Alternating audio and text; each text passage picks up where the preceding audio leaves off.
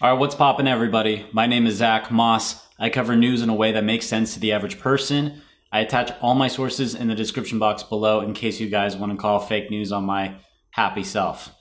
I have an interesting story for you guys today. So the US and Iran are inching closer to war, and US civilians may be the new targets, at least to an extent. So check this out.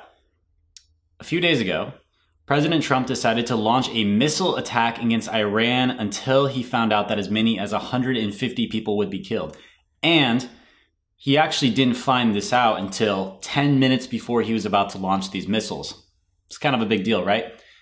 What happened is he decided to pull back and not launch the missiles, but instead launch cybersecurity operations and launch sanctions instead. So check this out. Here's an interesting tweet where he was kind of explaining his rationale behind his last-second decision.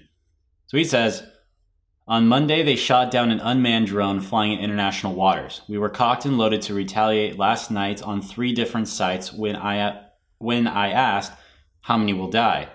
150, sir, was the answer from a general. 10 minutes before the strike, I stopped it. Not proportionate to shooting down an unmanned drone, which I would agree with.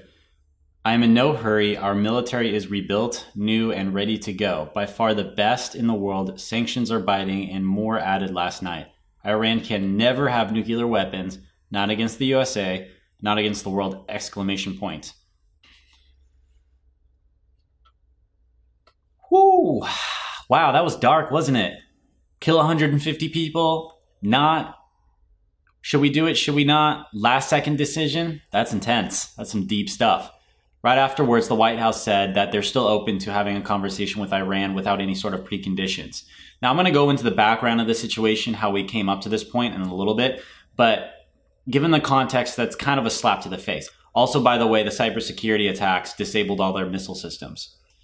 In response to this, according to Vox or Vo, they got a quote from Hassan Rouhani, who is the Iranian president, who said in a response, quote, the White House is suffering from intellectual disability. And Rouhani also called the sanctions, quote, outrageous and idiotic. I don't really have a comment to that. I just thought it was kind of interesting.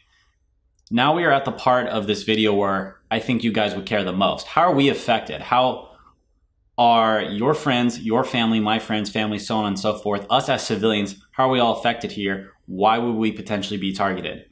Well, according to a number of experts in this area, including ABC contributor Thomas P. Bossert, it's like B-O-S-S-A-R-T, I think that's how you say it, Bossert, right? Anyway, Iranians will likely strike civilian targets instead of government or military cyber technology.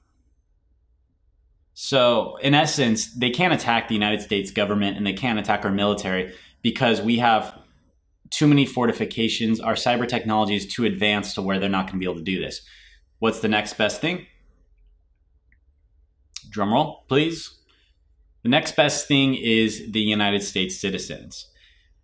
Some different locations that are probably going to be targeted include oil, gas, and electricity supplies and people's bank accounts. It's also important to mention the fact that this would not be the first time Iran has targeted US citizens. In 2018, Iranian hackers were blamed for crippling the city of Atlanta with something called SamSam ransomware. You guys don't really need to know what that means. Essentially, the important part is the fact that it cost the city millions of dollars to clean up. Also, in 2012, in retaliation for sanctions by the Obama administration, Iran decided to target civilian companies as well. And on top of all this stuff, there's little nuances here and there as well. There was cases where these really wealthy Americans decided to say, hey, we should go to a war with Iran, and then Iran would target their casinos and so on and so forth. In response to this, Vice News published an article showing the Iranian response to a case against them about their use of cyber attacks. So Vice says, the Iranian regime has denied involvement in all of these attacks, the attacks that I just mentioned to you guys, but they haven't been shy about their intentions for the US under Trump. In May, Tehran announced that it would use cyber attacks against US targets as a countermeasure for Trump's latest round of economic sanctions. Again, who are they probably going to target? Us.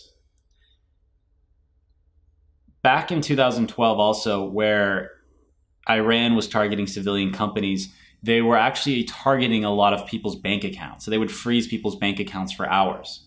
Now, a couple hour freeze on your bank account might not seem that terrifying, but what if you had bills to pay or mouths to feed? Or what if they decide to ramp it up a little bit more and try to instead freeze it for days or weeks or months on end? It's a little scary, right? That's why this story is important to you guys. Now let's go over, how did the US get here? What did we do to put ourselves into this position, and what did Iran do to put themselves in this position? Well, a while back, there was something interesting called the Iran deal. It pretty much went like this. The US was like, hey, Iran, we have your money frozen in bank accounts, and we're willing to give your money back to you if you don't create nuclear energy. And then Iran is like, oh, okay, yeah, that sounds pretty chill. Later on, the Trump administration had come up and said, you know, I don't really like that deal. I don't like it at all. As a matter of fact, why don't we just cut the deal altogether? And Iran was like, oh, okay, well, you know, that's kind of a jerk move, but we're still going to follow the deal just to make you guys look bad to the rest of the international community. And they were following that for a while. And it was okay, even though the Trump administration was going back on something that would make sure that Iran would not receive nuclear energy. And all we had to do was give them their own money back. Afterwards, the United States decided to move their aircraft carrier and a few bombers near Iran. Imagine if that happened to us. Imagine if Russia decided to move an aircraft carrier and a couple bombers right outside of the United States, right on the Pacific Ocean or the Atlantic Ocean. You know, put any whatever country you guys want, whether China puts some ships over there, so on and so forth. It's kind of scary, right? So we did that to them. And then afterwards, Iran apparently bombed a US oil tanker, except for that's a very debatable topic. Iran said, no, we did not in fact do that. The US said, yes, you did in fact do that. And then other countries like Russia are saying, well, it looks like Iran's probably telling the truth. Take your guess. Take your guess as to what you think happened.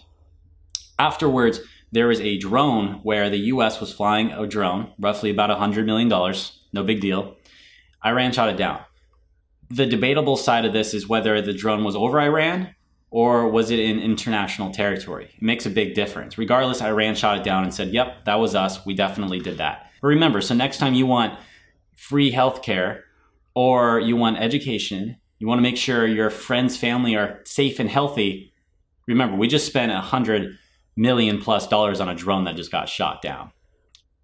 So now we have to ask ourselves, what can we do about the situation? Well, number one, become a little bit more informed about what's going on. Educate yourself. Number two, post this content on social media. Post articles, videos, pictures saying, hey guys, guess what? We might be in another war, which is stopping me from getting free college education. So maybe we should not go to war. Number three, contact your leaders. As someone who actually worked inside of politics, I can tell you they are in fact very receptive towards your criticism. They have systems, as a matter of fact, that track people's attitudes. No one specifically, not your names, nothing conspiracy theory-like, but if you call, you text, you email, things like that, they'll say, oh, okay, cool. So they'll add a little tally on the group that does not support war with Iran. So when they start to look at these reports, they'll see, okay, so the main topic that my people are worried about, my constituents is what they're called, is a war with Iran. Okay, cool. Now, in this document, I also see the fact that 9,991 people say don't go to war and 5 people say go to war. And as a result, a lot of times, if they're good and they care about the people, they'll base their policies off of that type of stuff. Also, fun fact, 75% of the American people don't want to go to war with Iran. I also attach all that stuff in the description box below. Anyway, hope you guys got something out of this video. If you didn't, it is what it is. If you want to leave a comment, that'd be cool, or a like, or a subscribe, or reach out to me on Twitter at ZachMoss6. Thank you guys very much. I appreciate you all.